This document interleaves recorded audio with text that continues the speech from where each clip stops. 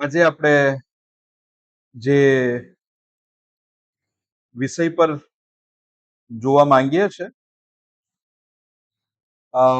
એ વિષય છે કે આપણે જ્યારે પ્રભુની હજુરમાં ઊભા રહીશું ત્યારે આપણો ન્યાય કેવી રીતે થશે. કારણ કે એ તો બધાને ખબર છે કે ન્યાય થવાનો છે, પણ કેવી રીતે થશે એમ કદી કોઈ દિવસ આપણે વિચાર કરેલો છે એ વિષયનો કે આપણે દેવની આગળ, એમના ન્યાયાસન આગળ આપણે ઊભા રહીશું અને કઈ રીતે એ તમારી જીવનની જે ઘટનાઓ જે બની છે, તમે જે ઉદ્ધાર પામેલા કે જે લોકો ઉદ્ધાર નથી પામેલા એવા સ્ત્રી અને પુરુષો, બાળકો, એમનો ન્યાય કેવી રીતે કરશે. અને આજનો જે વિષય છે એ એના અનુસંધાનમાં છે. કારણ કે એક ચર્ચે આ બાબત જાણવી બહુ જરૂરી છે અને બહુ જ સેન્સિટિવ વસ્તુ છે કે જેને આપણે જાણવી જોઈએ. કારણ કે જો આપણે એને મૂળ જે બાબત દેવે સ્થાપેલી છે એને જો નથી સમજતા અને ખાલી તર્ક વિતર્ક કરીને લોજિકલી જો તમે એને અન્ડરસ્ટેન્ડ કરો, કદાચ કંઈક આવું હોઈ શકશે, કાં તો આવું થશે, તો તે પછી કદાચ જ રહેશે અને એના પર આપણો વિશ્વાસ નહીં બેસે. આપણે વિશ્વાસ સાથે આ બાબત જોવાની છે. જે મુખ્ય કલમ છે, જે કલમને આપણે જોવા માંગીએ છે, એ કલમ આ રીતની છે. સભા શિક્ષક નો 12મો અધ્યાય અને તેની 14મી કલમ. કેમ કે દરેક ભલી કે ભૂંડી ગુપ્ત વાત સુદ્ધા દરેક કામનો દેવ ન્યાય કરશે. હવે કદાચ આપણને એવું હશે કે ખાલી પ્રભુ ભૂંડી વાતોનો જ ન્યાય કરશે, પણ એવું નથી. અહીંયા એમ કે છે ભલી કે ભૂંડી જે બી તમારા લાઈફમાં તમે આચરેલી હશે એ દરેક વસ્તુનો પ્રભુ ન્યાય કરવાના છે, કાં તો એને ચકાસવાના છે. રોમનોનો પત્ર એનો 14મો અધ્યાય તેની 10મી કલમ. પણ તું પોતાના ભાઈને કેમ દોષિત ઠરાવે છે? અથવા તું પોતાના ભાઈને કેમ તુચ્છ ગણે છે? કેમ કે આપણે સર્વને દેવના ન્યાસનની આગળ ઊભા રહેવું પડશે. 12મી કલમ. એ માટે આપણ દરેકને પોતપોતાનો હિસાબ દેવને આપવો પડશે. આપણે બધાએ દેવને હિસાબ આપવો પડશે. અને તમને શું લાગે કે આજે જે તમે તમારા આત્મિક જીવન કાં તો જે પાપમાં તમે પડી જાઓ છો કે નિષ્ફળ તમે થઈ જાઓ છો, એના માટે તમે કોઈકને કોઈકનો જવાબદાર તમે ઠરાવી દો છો. કાં તો એ પરિસ્થિતિ હશે, કોઈ વ્યક્તિ હશે, કાં તો કંઈક ને કંઈક હશે કે જેને તમે દોષનો ટોપલો એના માથા પર મૂકી દો છો. શું તમને લાગે કે પ્રભુની આગળ આ બાબત તમે બહુ નિડરતાથી બોલી શકશો કે પ્રભુ આમ નહીં? કારણ કે આવું કરવા વાળો એક જ વ્યક્તિ હતો જેણે હિંમત કરેલી. દેવની આગળ દેવને જ દોષ મૂકેલો. આદમ, જે સ્ત્રી તે મને આપી, શું ત્યાર પછી બીજો નંબર આપણો હશે?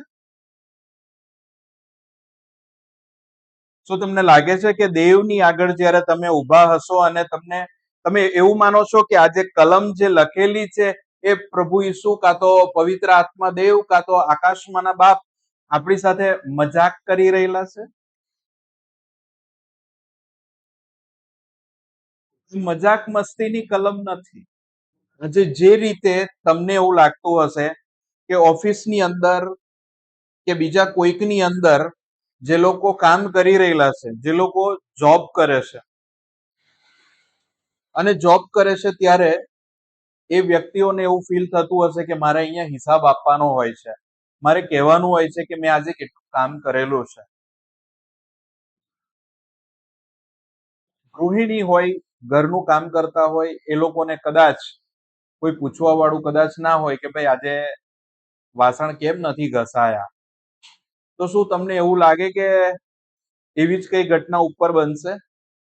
બીજી એક કલમ જોઈએ, બીજો કોરંથી, એનો 5મો અધ્યાય અને 10મી કલમ.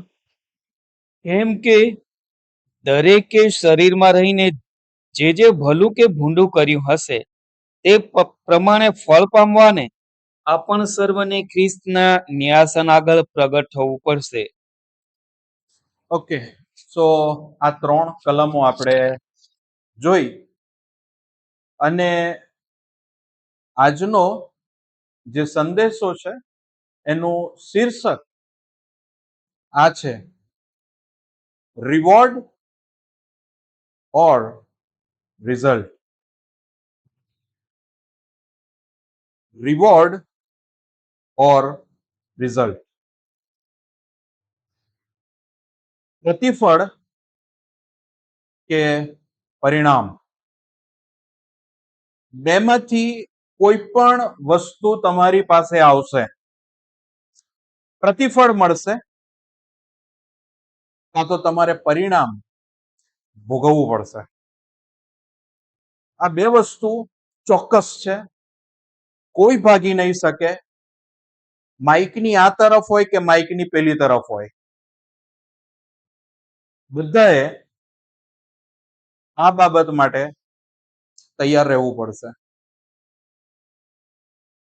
જે ક્રમવાર આપણે જોવા માંગીએ છીએ કે આ ઘટના કાં તો આ કેવી રીતે બને છે, એ હું જે એક બિબ્લિકલ ટીચિંગ છે એને પહેલા આપણે અન્ડરસ્ટેન્ડ કરવા માંગીએ છીએ અને ત્યાર પછી બાઇબલની કેટલીક જે ઘટનાઓ જે બનેલી છે એ ઘટનાઓને આપણે જોવા માંગીએ છીએ કે ઓકે, આ જેને આપણે પહેલા અલગ રીતે સમજતા હતા એ વાસ્તવિક રીતે આ રીતે જોવાવી જોઈએ.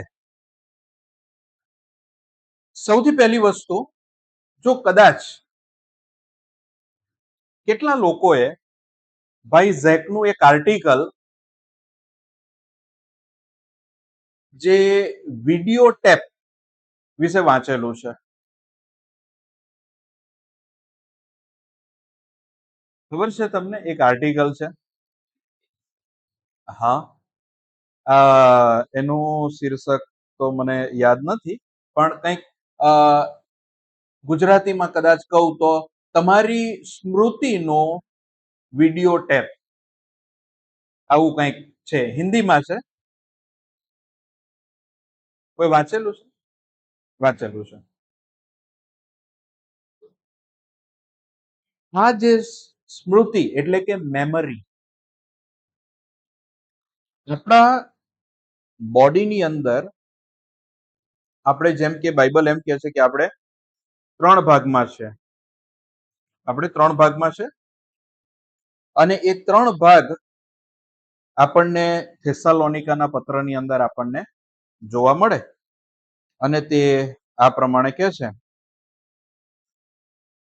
પહેલો થેસ્સાલોનિકી 5મો અધ્યાય અને તેની 23મી કલમ.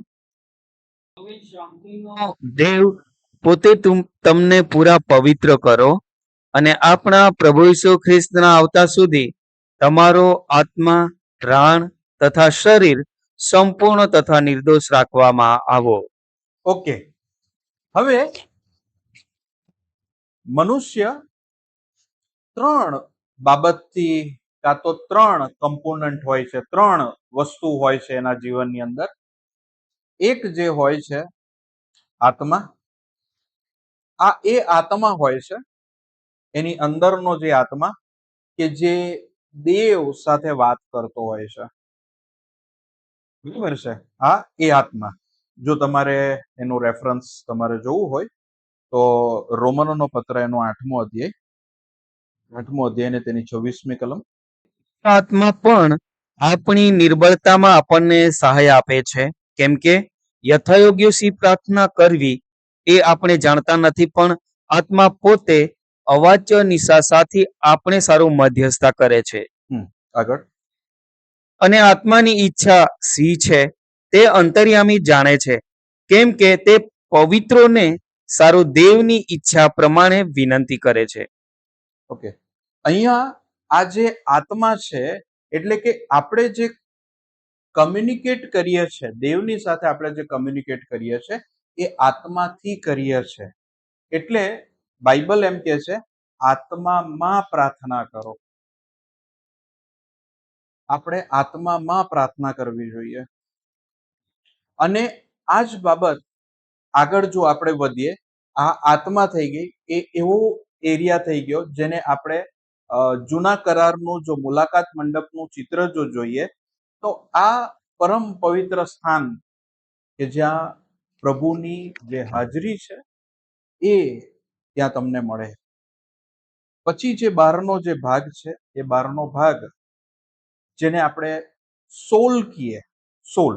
સોલ એટલે કે જ્યાં તમારી ઈચ્છા, જ્યાં તમારી સ્મૃતિ, રિમેમ્બર, તમારું ઇમોશન્સ અને એ બધી વસ્તુઓનો સંગ્રહ થતો હોય છે.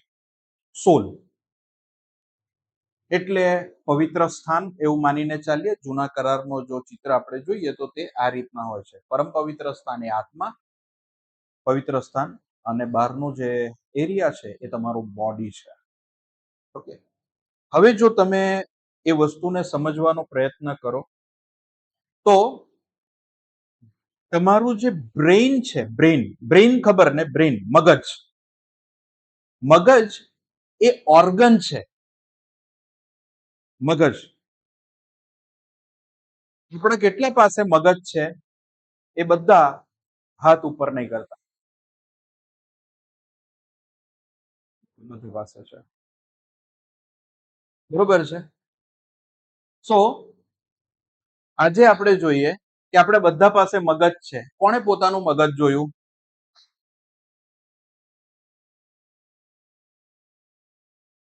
કોઈ પોતાનું મગજ જોયું નથી? જોયું. કારણ કે એ તમારા બોડીનો ઇન્ટરનલ પાર્ટ છે. આપણે નથી આપણું હાર્ટ જોયું, નથી કિડની જોઈ, નથી લીવર જોયું, કાંઈ નથી જોયું, પણ એ ફંક્શન કરે છે. એના પરથી આપણને ખબર પડે છે અંદર છે. બ્રેઇન, મગજ કાર્ય કરે છે. પણ એક વખત જ્યારે તમારું આ જે બોડી એટલે કે પાઉલ પ્રેરિત એને ઘર કે છે, એ ઘર જ્યારે તમારું નાશ પામશે, ખલાસ થઈ જશે, ત્યારે તમારું જે બ્રેઇન છે ને એ બી ખલાસ થઈ જશે. અને બ્રેઇન જે છે એટલે મગજ જે છે એ મગજમાં તમારી જે શોર્ટ ટર્મ મેમરી છે, થોડો ટાઈમ તમને યાદ રહે, તે પણ નાશ પામશે. પણ જે તમારી રિયલ મેમરી છે, જે તમે યાદ રાખી શકો, એ સોલમાં છે. સોલમાં છે. સોલ એટલે પ્રાણ, જીવ. એટલે કે એ તમારા જીવની અંદર હોય છે. એટલે જ્યારે માણસ મરી જાય ત્યારે તમારો પ્રાણ નીકળી જાય છે, આત્મા નીકળી જાય છે, તમારું શરીર અહીંયા રહી જાય છે. પણ જ્યારે પ્રભુ ઈસુ આવશે ત્યારે એને ફરીથી રિસ્ટોર કરશે. રિસ્ટોર કરશે એટલે કે એને ફરીથી, જેમ કે જે શરીર તમે નાશ પામેલું છે તેને ફરીથી નવું શરીર મળશે. હવે એ નવું શરીર મળ્યા પછી તમને એ જે તમારી જે સ્મૃતિ, જે સ્મૃતિ એટલે કે મેમરી, બ્રેન નહીં, મેમરી, જે હા યાદ શક્તિ કે યાદો એ જે છે એ જે સ્ટોર કરે, જે સંગ્રહ કરે, એ વસ્તુ તમને ફરીથી રીએક્ટિવેટ કરવામાં આવશે અને તમને પાછી મળશે. એટલે થશે શું કે જ્યારે તમને દેવના ન્યાયાસન આગળ ઉભા રાખવામાં આવશે, જે તમે આજે નથી યાદ કરતા ને, એ ત્યારે બધું યાદ આવશે. એટલે જે બાબતો તમે જે કરેલી છે, જાણતા અજાણતા, એ બધું જ તમારી આગળ એ બધી વસ્તુઓ આવી જશે અને એનાથી તમારો ન્યાય તમારો ન્યાય આ રીતે કરવામાં આવશે. એટલે કે તમારી સ્મૃતિનો વિડીયો ટેપ એટલે અત્યારે જેમ કે આ કેમેરાની આગળ મારું રેકોર્ડિંગ થઈ રહેલું છે. હવે તમે જો 10 વર્ષ પછી મને તમે પૂછો કે બ્રધર આ તારીખે આટલા વાગે તમે કયો સંદેશો આપેલો, તો કાં તો મારે મારી ડાયરી જોવી પડે, કારણ કે મારું જે બ્રેઇન છે એ મેમરીમાંથી એ જે શોર્ટ ટર્મ જે એ હોય છે એમાંથી નીકળી જાય, બરોબર છે. પણ જો આ રેકોર્ડિંગ તમે બતાવશો તો હું કેટલા વાગે કઈ સેકન્ડે શું બોલેલો એ બધું જ રેકોર્ડમાં આવી જશે. અને એવી જ રીતે જો તમારી સ્મૃતિ એટલે યાદશક્તિ કાં તો યાદ રાખવાનું જે છે એ જો તમારું આટલી જ રીતે વિડીયો ટેપની જેમ જો બધું બાબત બતાવવાનું ચાલુ કરે તો શું થશે?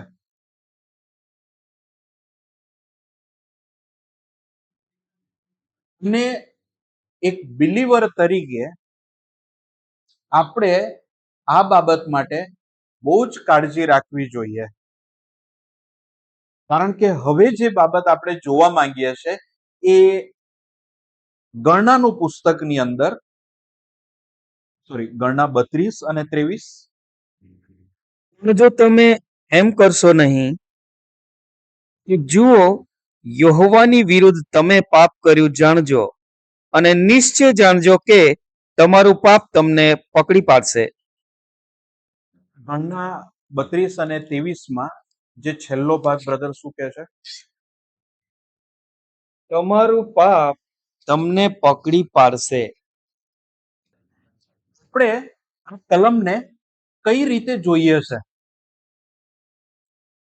આપણે એવું માનતા હોઈએ છે બ્રધર ને સિસ્ટર કે તમારું પાપ તમને પકડી પાડશે નો મતલબ એવો છે કે આજે જે કંઈ હું કરું છું, જે સંતાઈને વલસાડમાં, વ્યારામાં, અરેઠમાં કે કોઈ પણ સ્થળે હું કંઈક કરું છું જે મારા માતા પિતા, મારા પતિ કે મારા પેરેન્ટ્સ કે મારા જે કોઈ બી હશે, જે રિલેટિવ હોય, ચર્ચ હોય કે કોઈ મેમ્બર હોય, એ લોકોને નહીં ખબર પડે,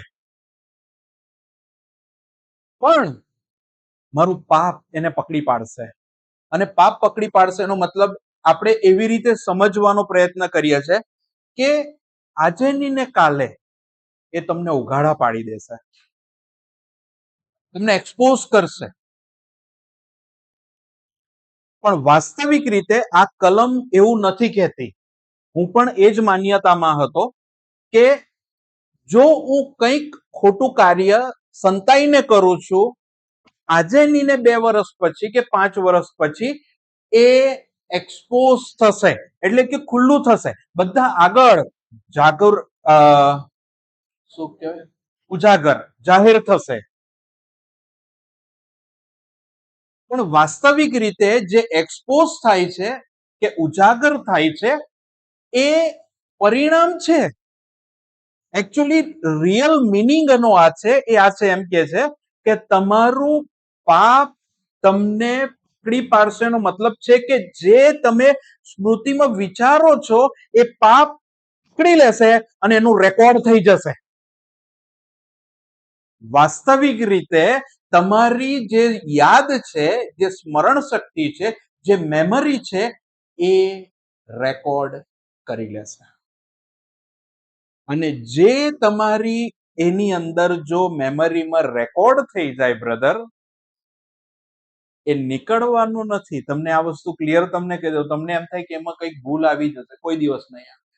કારણ કે એ મેમરી માણસોના હાથની કૃતિ નથી. એને સંપૂર્ણ ઈશ્વરે બનાવેલી છે, જે કદીએ ભૂલ કરતા નથી અને કદીએ પસ્તાવો કરતા માટે એમણે જે બનાવેલું છે એ બહુ પરફેક્ટ બનાવેલું છે. એટલે જો એ મેમરીની અંદર જે બાબતો તમે જે ભૂંડા વિચારો જે તમે સ્ટોર કરો છો, એટલે જેમ કે આજે ધારો કે તમે ઘરમાં કિચનની અંદર કાં તો ઓફિસની અંદર બેઠા બેઠા કોઈ ભાઈ માટે, કોઈ બેન માટે, કોઈ સ્ટાફ માટે કે કોઈ પણ વ્યક્તિ માટે જે ભૂંડી બાબત તમે વિચારો છો, ગંદી બાબત વિચારો છો અને વિચારીને એમાં જો તમે આનંદ માનતા હો, તો એ તમારું પાપ તમને પકડી પાડશે. એટલે કે એ તમારી અંદર તમારી આ વિચારને, આ યાદની નોંધ કરી લેશે.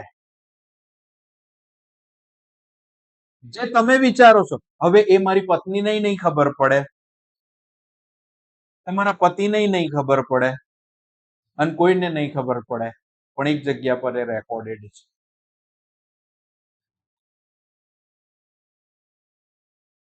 એટલે આજે આપણે આ વસ્તુ સમજવી બહુ જરૂરી છે કે જ્યારે આપણે ઘણી વખત આજે વિચાર કરીએ છીએ ને, આપણે બહુ જ કેરફુલ રહેવાની જરૂર છે. હવે જો તમે એવું થતું હશે કે બ્રધર કંઈક અતિશયોક્તિ વાળી વાતો કરી રહેલા છે. જો હું અતિશયોક્તિ વાળી વાત કરી રહેલો છું, તો ઈસુ ખ્રિસ્ત મારા કરતા વધારે અતિશયોક્તિ વાળી વાત કરે છે. મથીની લખેલી સુવાર્તા એનો 12મો અધ્યાય, મથીની લખેલી સુવાર્તા એનો 12મો અધ્યાય અને તેની 36. વળી હું તમને કહું છું કે માણસો જે હરેક નકામી વાત બોલશે તે સંબંધી ન્યાયકાળે તેઓને જવાબ આપવો પડશે. 37. કેમ કે તારી વાતોથી તું ન્યાયી ઠરાવાશે અને તારી વાતોથી તું અન્યાયી પણ ઠરાવાશે.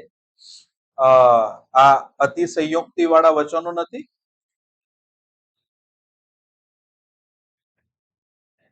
જે નકામી વાતો તમે કરો છો ઇન ધી સેન્સ, એ કદાચ મોં બોલે કાં તો મગજ વિચારે, એ બધું જ રેકોર્ડ થશે અને 37મી કલમ એમ કે છે એનાથી તમે ન્યાયી કાં તો અન્યાયી તમે ઠરશો.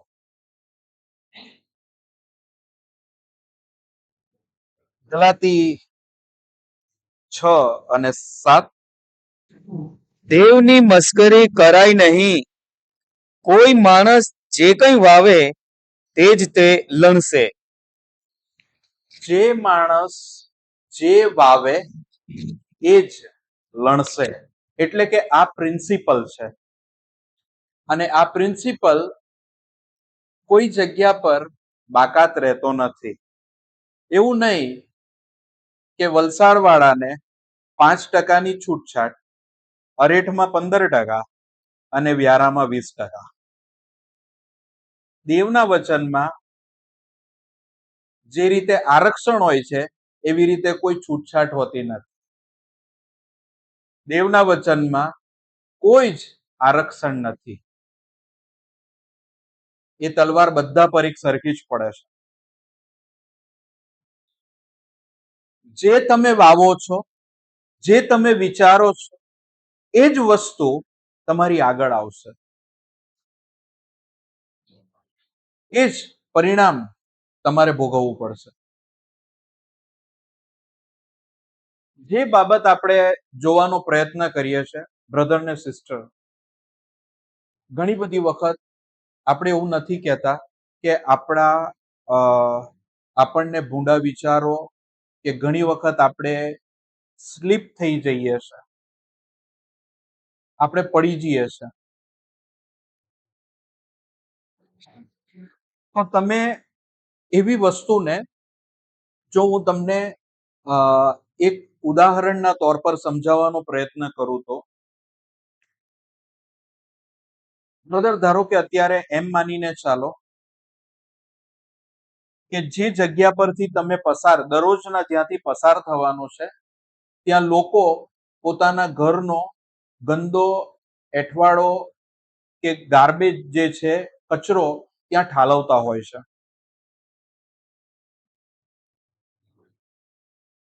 પણ એક જ રસ્તો છે જ્યાંથી તમારે પસાર થવા,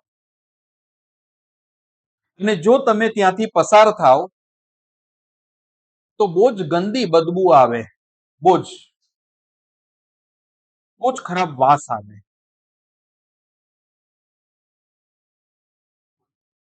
હવે તમારે એ રસ્તા પરથી તો જવાનું છે, પણ જ્યારે એ વાસ આવે છે ત્યારે તમે એવી રીતે રિએક્ટ નથી કરતા, શું સરસ સ્મેલ છે, તમે આનંદ નથી માણતા. પણ જ્યારે આવે છે, એ તમારી નાકમાં જ્યારે બદબુ આવી જાય છે, ત્યારે તમે એક અલગ રિએક્શન તમે આપો છો. તમને નથી એ જે વાસ છે, એ જે ગંદકી છે, એ તમારે નથી સ્મેલ કરવી, કાં તો તમારા નાકમાં એને તમારે નથી લેવી એની હાવ, કારણ કે તમારે શ્વાસ લેવો પડે, એટલે એ બાય ડિફોલ્ટ આવી જાય, પણ તમે એને નાપસંદ કરો છો. અને આ જે તમારા જે રિએક્શન્સ છે, કે તમે તરત જ લઈને આ જે તમે કરો છો, એ રિએક્શન ઇટ સેલ્ફ બતાવે છે કે તમને આ જે બદબુ છે એ પસંદ નથી, બટ એની હાઉ તમે અહીંથી પસાર થઈ રહેલા છો, કાં તો તે જગ્યા પરથી આ વાસ તમને આવી જાય છે, તમે એને સ્ટોપ નથી કરી શકતા. સિમિલરલી, જ્યારે તમારી પાસે આ બોડી તમને મળેલું છે અને આ પૃથ્વી ઉપર આ પ્રકારની બાબતો તમને એ ગંદકીના તौर પર તમારા વિચારમાં આવી જશે, પણ શું તમે એ જ ગંદી વાસની જેમ આ જે ગંદા વિચારો છે એને તમે સારા, કે તમે એમાં આનંદ માણવાનો પ્રયત્ન કરો છો? જો તમે એ આનંદ માણવાનો પ્રયત્ન કરો છો તો બહુ ગંભીર સમસ્યા છે. પણ જો તમે એ વિચારની અંદર તમે છૂટવાનો પ્રયત્ન કરો છો અને તરત જ પ્રભુ પાસે જઈને પ્રાર્થના કરો છો, પ્રભુ, અશુદ્ધ વિચાર માટે, અપવિત્ર બાબત જે મારા મગજની અંદર અત્યારે આવી છે, મારા ભાઈ માટે, મારી બેન માટે, કે મારા સ્ટાફ માટે, કે કોઈ પણ બાબત માટે, પ્રભુ મને ક્ષમા કરો, મારે આવા વિચારો નથી જોઈતા, મારે આ વિચારો સાથે નથી જીવવું, પ્રભુ.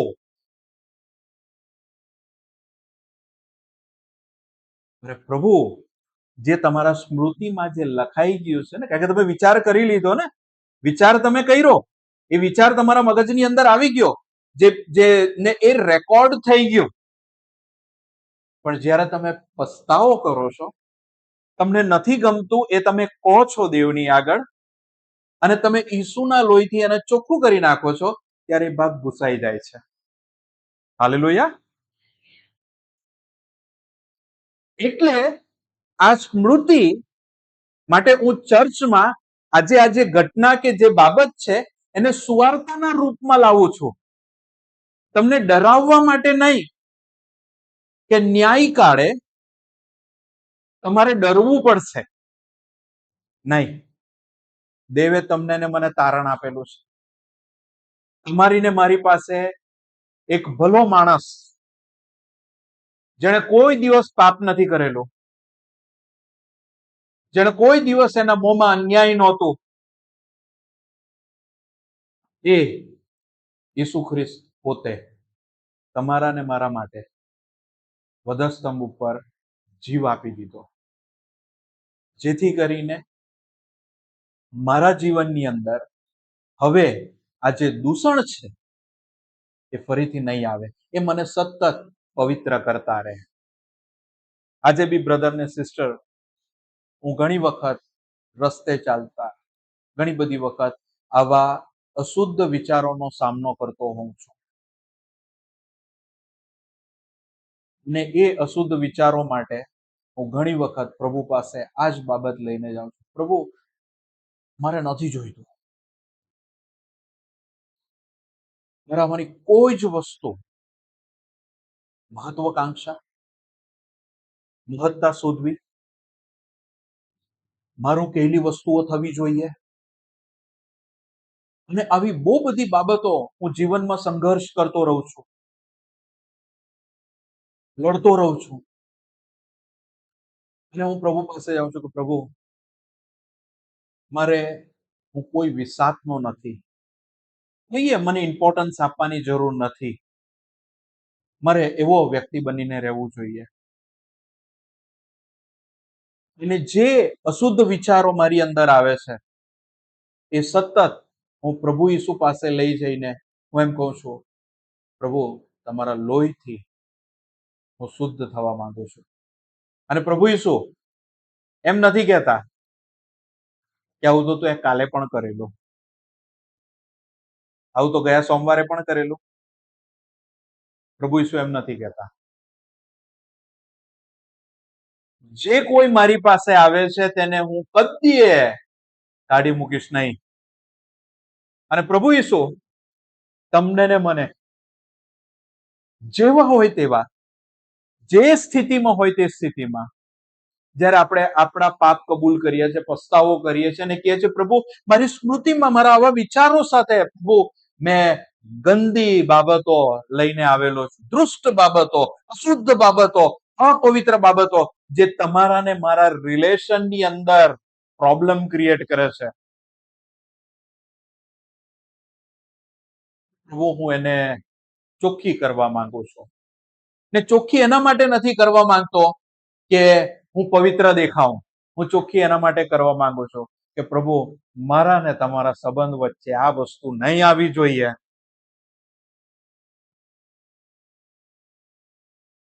બ્રધર ને સિસ્ટર,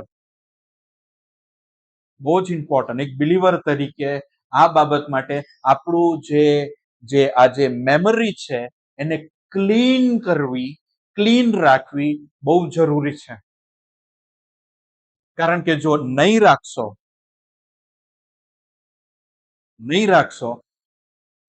તો પરિણામ નિશ્ચિત છે, કોઈ અપવાદ નથી.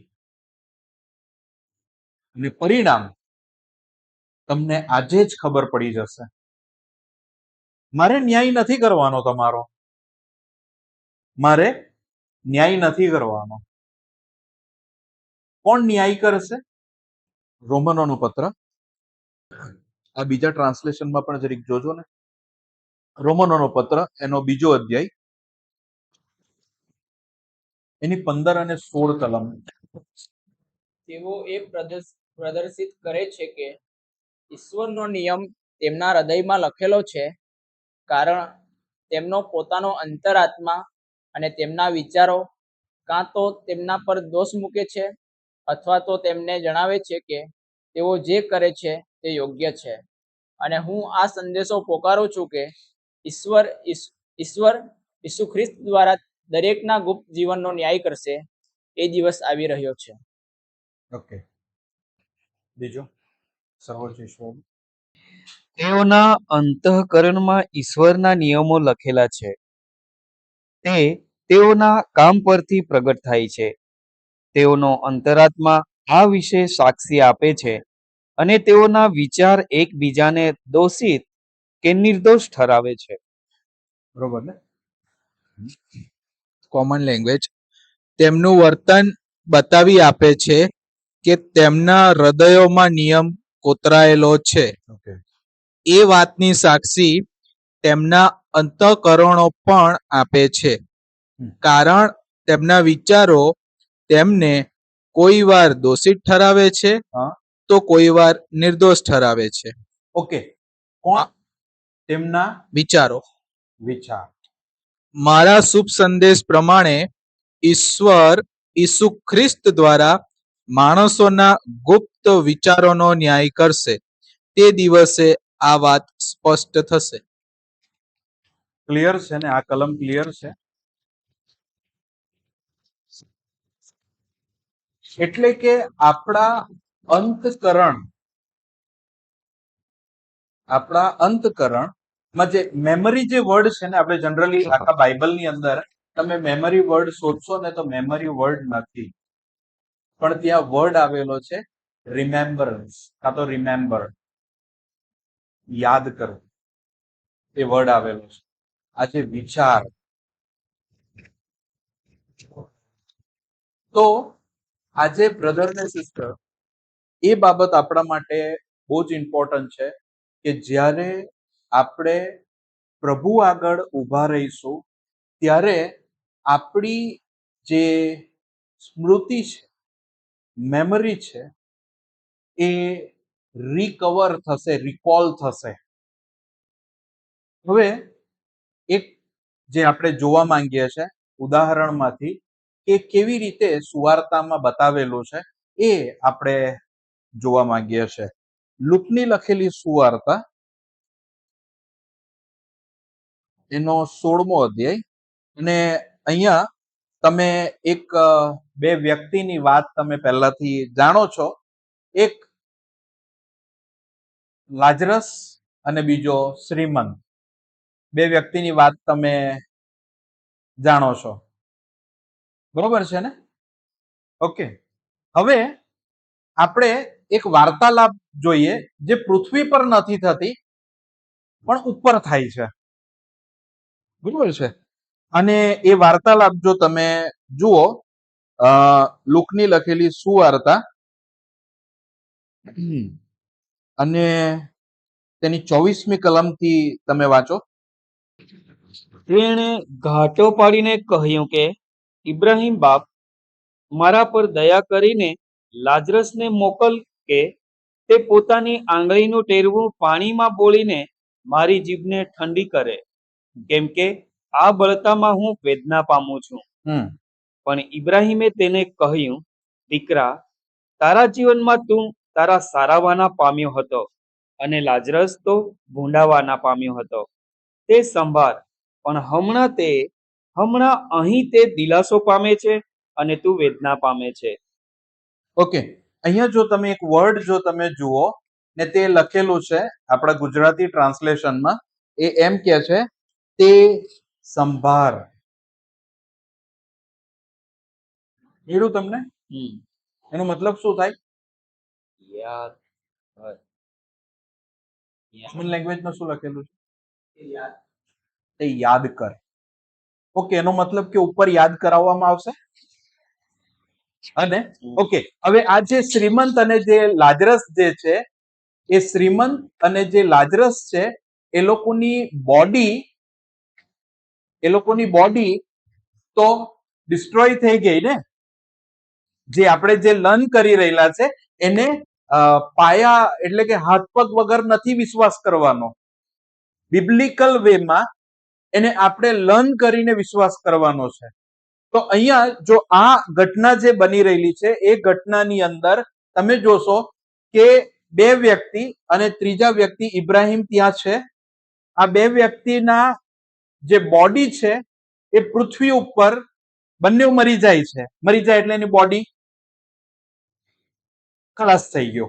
ઓકે, હવે ઉપર એમનો પ્રાણ અને આત્મા જે લઈ લેવામાં આવે છે, ઉપર જતો રહે છે.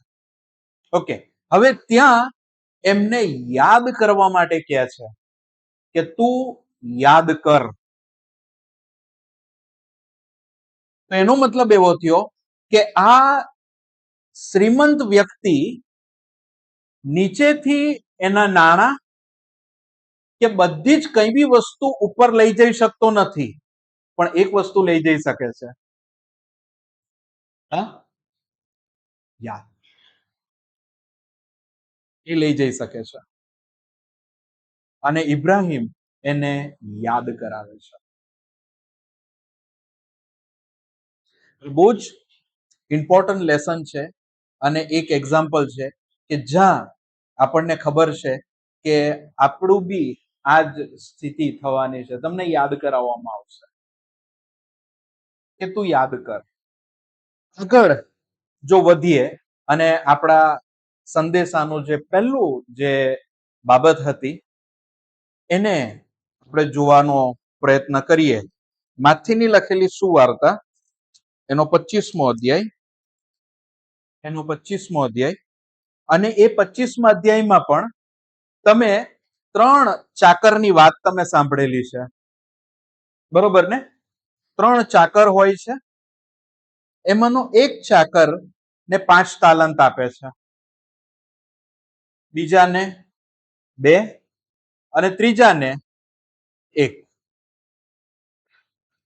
હવે જેની પાસે 5 હોય છે એ મહેનત કરે છે, ઇન્વેસ્ટ કરે છે અને બીજી 5 કમાય છે. 2 વાળો એ પણ મહેનત કરે છે, ઇન્વેસ્ટ કરે છે અને એ બીજી 2 કમાય છે. થર્ડ પર્સન જેની પાસે 1 છે, તો એની પાસે જેની પાસે 1 છે એ એનું જે નાણું છે કાં તો જે ઇન્વેસ્ટમેન્ટ માટે પૈસા જે આપેલા છે, સોનામોર છે, એ જઈને દાટી દે છે અને એમ કહે છે કે જ્યારે આવશે ત્યારે પાછી આપી દેવાની, કોઈ મગજમારી નહીં. સીધો હિસાબ, આ તમારું મને આપેલું, આ તું લઈ લે, હું છૂટો. વર્ડ એવા જ લખેલા છે, ખબર? તમે વાંચેલું એવું? આવું જ બોલે છે. જો 24મી કલમ. પછી જેને 1 તાલંત મળ્યો હતો તેણે પણ પાસે આવીને કહ્યું કે, પ્રભુ, જ્યાં તે નથી વાવ્યું ત્યાંથી તું કાપનાર ને જ્યાં તે નથી વેર્યું ત્યાંથી તું એકઠું કરનાર છે. એવો કરડો માણસ મેં તને જાણ્યો, માટે હું બીધો ને જઈને તારો તાલંત મેં ભોંયમાં દાટી મૂક્યો. જો તને તારું પહોંચ્યું છે. બસ, જો તને તારું પહોંચી ગયું, હવે હું છૂટો. બરોબર છે? ઓકે. હવે આ 3 વ્યક્તિમાં જે બહુ સરસ વસ્તુ છે ને, જે હું ઘણા વર્ષોથી એક બાબત વિચારતો હતો, આજે તમારી સાથે શેર કરું. અને તે આજ મેં ઘણી વખત બ્રધર ઝેકને સાંભળેલા કે બ્રધર ઝેક એમ કે ને કે હું બી જીવનમાં ઈચ્છા રાખું કે આકાશમાંના બાપ તમને આવી રીતે સંબોધે અને એમ કે છે, શાબાશ સારા તથા વિશ્વાસુ ચાકર, તું થોડીમાં વિશ્વાસુ માલુમ પડ્યો છે. મેં ઘણી વખત બ્રધર ઝેકને એ કરું, પણ મને એના કરતા થોડું વધારે લાલચ છે અને એ લાલચ એ આ વસ્તુ માટે છે.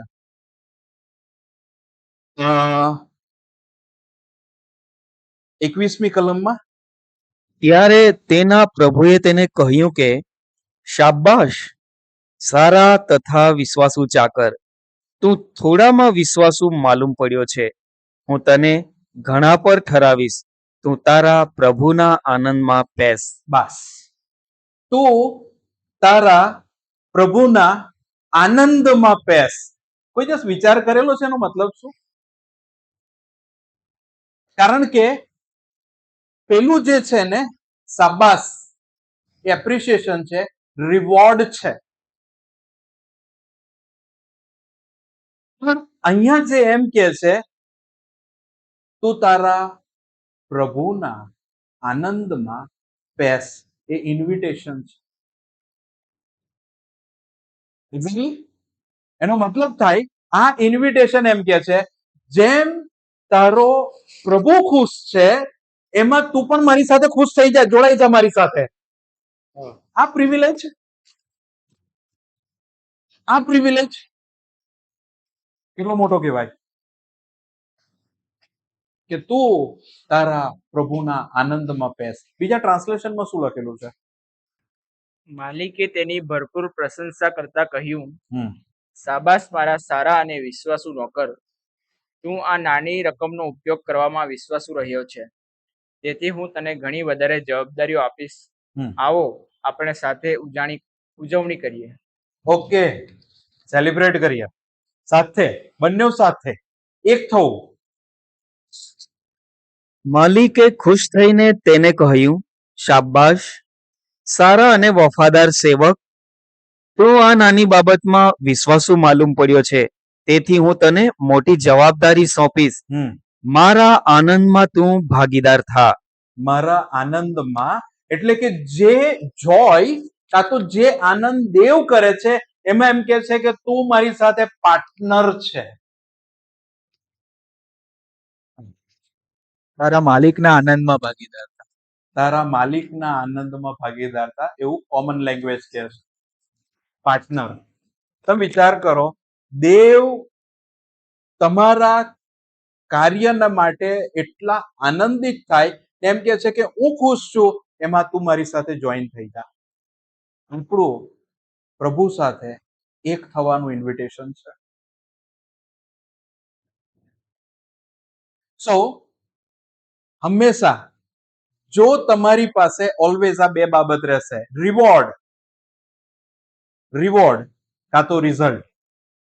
જેમ કે જેની પાસે એક તાલંત હતું, એણે એક તાલંતને સાચવી રાખ્યું, ભોંયમાં ડાયટું, અને એમ કે છે કે મને ખબર હતી બહુ સ્ટ્રિક્ટ માણસ છે. કરડો એટલે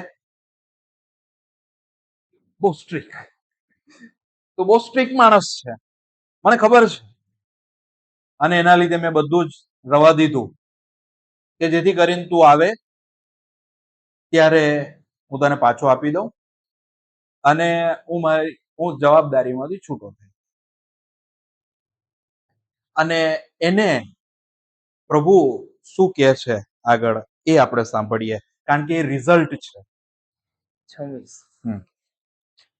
અને તેના પ્રભુએ તેને ઉત્તર દીધો કે, અરે ભૂંડા તથા આળસુ ચાકર. ઓકે, અહીંયા આ જરીક એક વર્ડને તમે ટીક કરી રાખજો,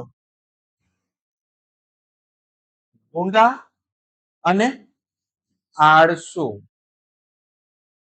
કારણ કે આ જે આળસ વસ્તુ છે ને, કારણ કે હું ઘણી વખત વાંચું ને ત્યારે આ વસ્તુ મને કાયમ ટીક થાય. અહીંયા એવું નથી લખેલું પવિત્ર, ખરાબ માણસ, એવું નથી લખેલું. શું લખેલું છે? ઓકે, દરેક આળસુના આ જ હાલ થવાના છે. કોનામાં આળસપણું છે? 26મી કલમ. હાલેલુયા. હા, 26મી કલમ. આગળ બ્રધર. જ્યાં મેં નથી વાવ્યું ત્યાંથી હું કાપું છું, ને જ્યાં મેં નથી વેર્યું ત્યાંથી હું એકઠું કરું છું, એમ તું જાણતો હતો, તો તારે મારું નાણું શાહુકારોને આપવું જોઈતું હતું, કે હું આવું ત્યારે મને વ્યાજ સુધા મળત. એ માટે એની પાસેથી તાલંત લઈને જેની પાસે 10 તાલંત છે તેને આપો, કેમ કે જેની પાસે છે તે દરેકને અપાશે ને તેને ઘણું થશે, પણ જેની પાસે નથી તેની પાસે જે છે તે પણ તેની પાસેથી લઈ લેવામાં આવશે. અને તે નક્કામા ચાકરને બહારના અંધકારમાં કાઢી મૂકો, ત્યાં રડવું ને દાંત પીધવું થશે. ઓકે, આ પરિણામ છે. અને આગળ તમને એક વસ્તુ કીધી, અહીંયા આ ચાકરને બીજું ટાઇટલ આપવામાં આવે છે. શું ખબર તમને? નકામો, એટલે કામનો નહીં, એવો ચાકર. જ્યાં એને કે બહારના અંધકારમાં કાઢી મૂકો, જ્યાં રડવું ને દાંત પીસવું થશે. ટોર્ચર.